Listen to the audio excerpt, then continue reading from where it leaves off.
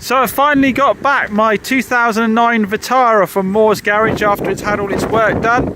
Sorry for shouting, the wind is crazy today, so we might have to go inside and continue this conversation because we need to chat about why I might need to stop selling cars like this or drastically change the way I'm doing things. That's better, out of the wind into a fairly empty showroom. Saab is sold. Fiat 500 is not mine, it's my friend's, isn't it?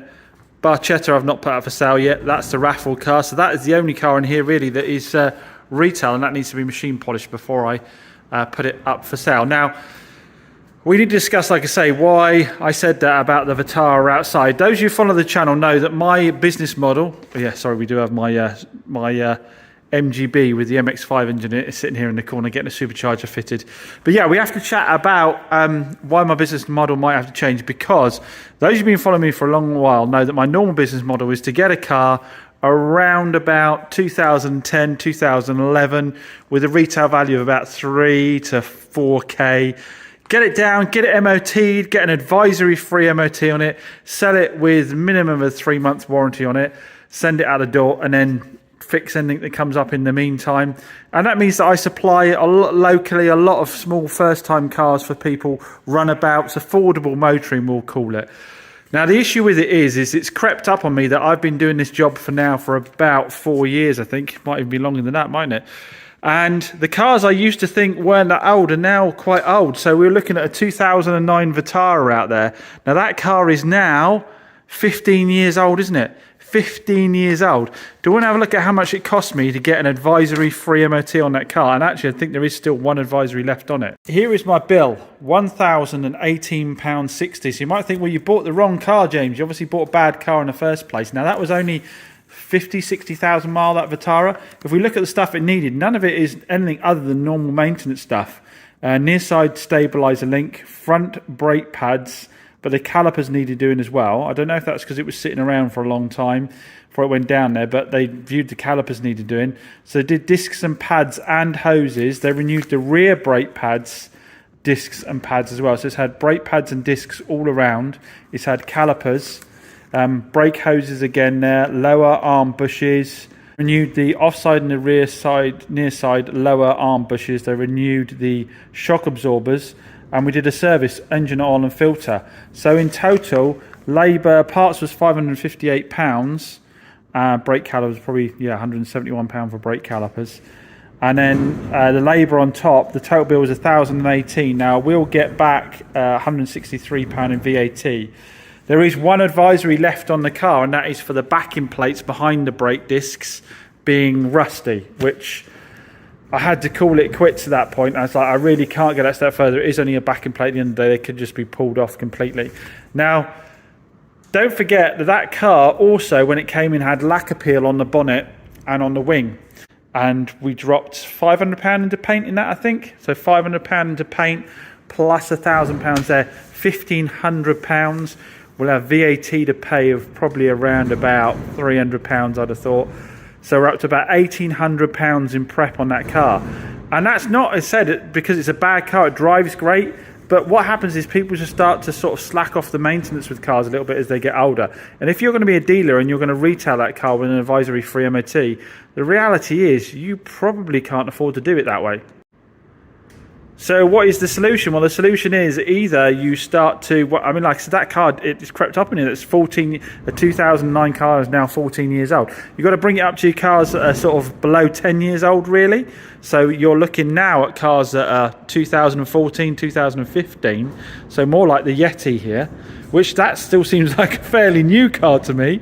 But in reality, to do it advisory free, that's the kind of age you need to be at. Or you need to start leaving advisories on the cars. People obviously are going and buying private cars with advisories on. You need to start to leave advisories on and not do absolutely everything, and just make people realise you can't really buy a car 14 years old with an advisory-free MOT. Some will do, just out of luck or the fact they've been dry stored. But in reality, your average 14-year-old car is going to have advisories on it. So like I say, the decision is either to stop selling those types of cars at that kind of age and just start selling them all off as spares and repairs, trades or whatever, or to do the basics on them, make sure they're roadworthy and are safe, but leave the advisories on them.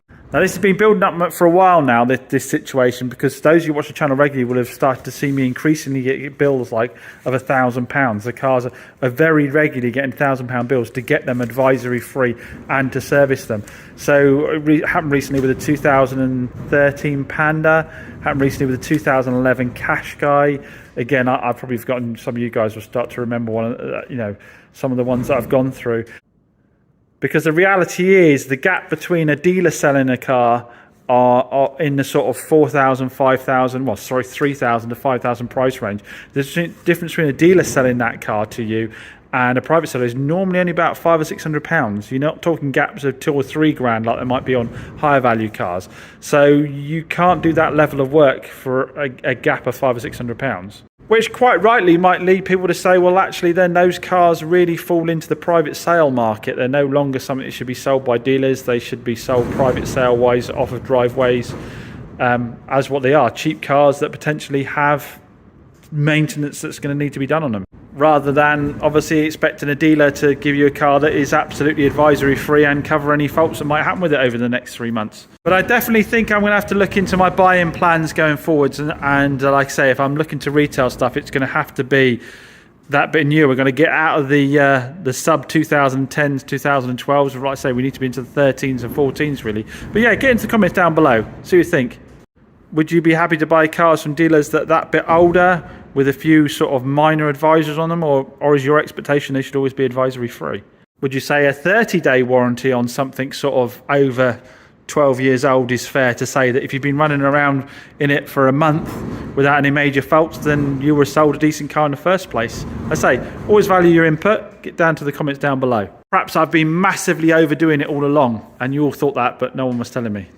Got another nice subscriber buy here, 2013 BMW 320D. I think it might be a Sport or an M Sport, something like that. Really nice condition, needs no paint at all. Alloys need a bit of a refurb with the lacquers peeling. Drives beautifully. I think this is only £30 road tax model, isn't it? So you get the looks, you get the performance, and you only pay £30 road tax and you get decent MPG. I think being a 2013, wasn't this one where they ironed out the timing chain issues? Didn't they improve it by now? So yeah, really nice bit of stock. I massively appreciate everyone getting in touch like this and offering me their vehicles. It really does help me with stock. Really appreciate it. You can message me via Instagram, or you can go to the website cgcarsales.co.uk. there's a form on there if you're looking to sell your vehicle. Like I said, this one was local, so it's a bit easier. Obviously I do have to allow for transport costs if you're further away, but if you want to drive it down to me and have a brew and a chat, that works as well, and you'll get a bit more money for your car. This one I got hold of because so often happens the dealer offered a decent price, but when he went to actually go and get the car, they tried to chip him again. And what I always try and do is I ask enough questions I can make a serious offer on the car, and unless something's been massively misdescribed or left off, you get exactly what I said you will.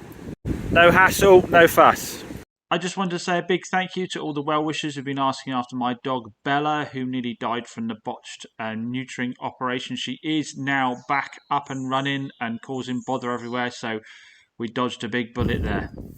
Speaking of dogs, we still have our raffle ongoing that is supporting Canine Focus. That is the charity that rescues and rehomes dogs, where is in fact we got Bella from in the first place. And we are raffling off this Mini Cooper S Roadster convertible. So this is the 1.6 turbocharged.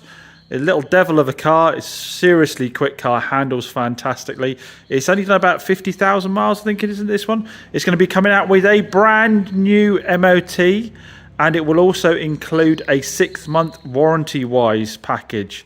And it is in really nice condition, this car. Fantastic nick, so it'll be a fantastic prize for someone to win. But there is an alternative. If you want to get involved but you don't not really bother about the car, we will give you £3,000 cash and £1,000 worth of topped-on diagnostics equipment.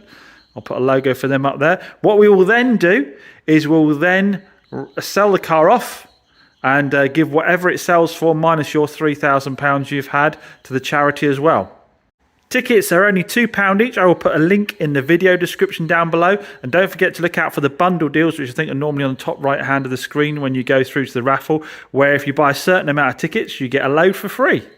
As always, massive thanks for watching. Let's get back to something super important and try and stuff a supercharger in this MGB. See you on the next one.